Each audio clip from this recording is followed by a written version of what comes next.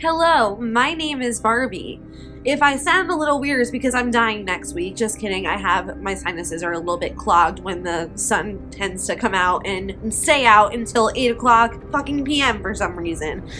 I hate that. I know it makes a lot of people happy, but me personally, I love it when it's dark. I feel like I can finally hear myself think without the sun intruding on me and just clouding all my thoughts, but that's neither here nor there. So today I actually have a lot of stuff to talk about, so much so this might have to be split into 2 different videos.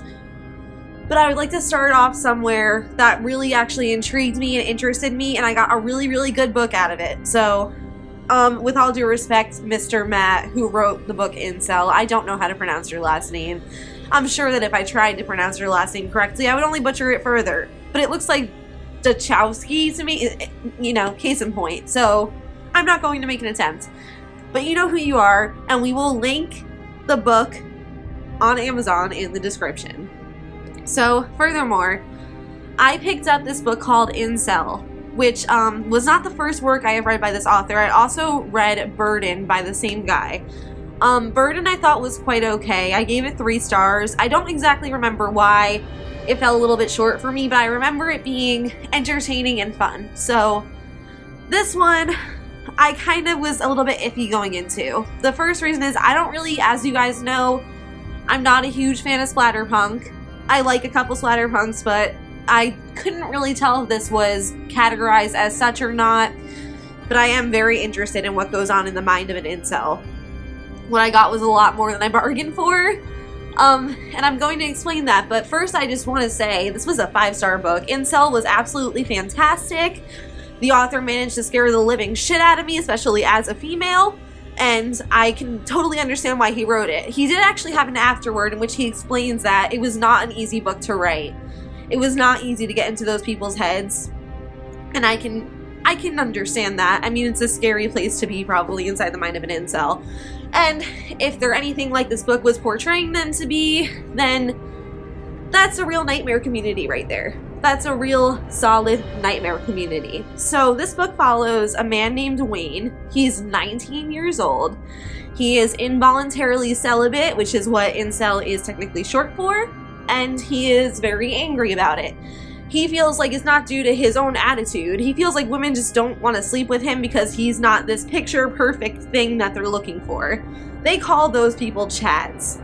Mind you, if I ever met a guy named Chad, the name itself would just be a deal breaker. Sorry, Chads of the world.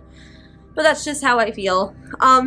He was referring to pretty much any above average looking man as a Chad. Even people that were a little bit below average. Just anybody that he felt like could kick his ass in a fight, essentially.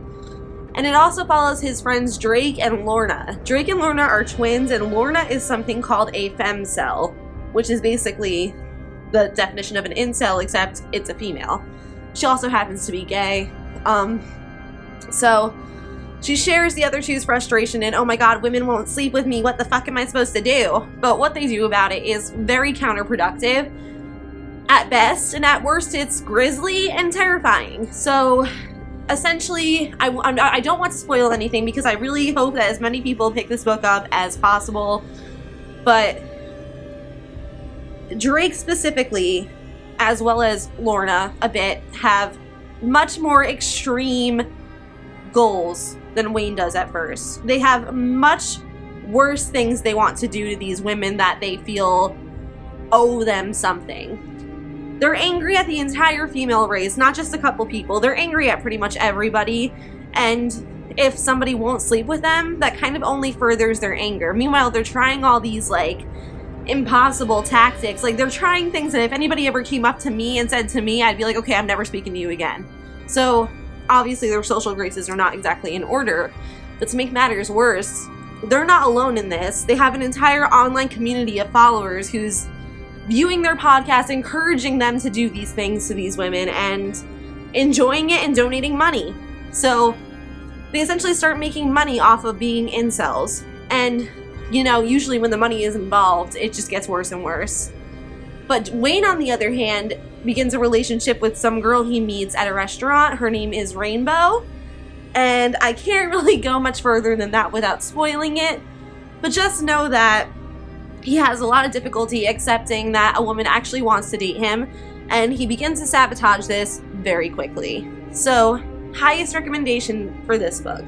I actually learned a lot of things while reading it. I didn't know what a black pill was, and now I do, and apparently that's when you've given up all hope that anyone will ever sleep with you, and you just turn entirely to the dark side. So, I know most people watching this aren't going to be incels, which is very good. However, take it from a woman, or a Stacy, if that's what you want to call me, because that's what they call, you know, women who won't sleep with them, Stacy's, Chad and Stacy's. If you're trying to get a woman to sleep with you, you should probably not wear a fedora every day and tip it at people. You should probably not call them all foids.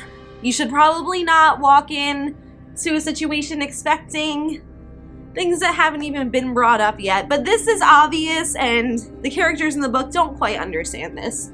Either way, it takes many, many ghastly turns, but turns that are not unheard of in real life, and I think it's well worth the read. So 2 thumbs up, and thank you, Matt, for writing this book. And I apologize again, but I cannot pronounce your last name for the life of me.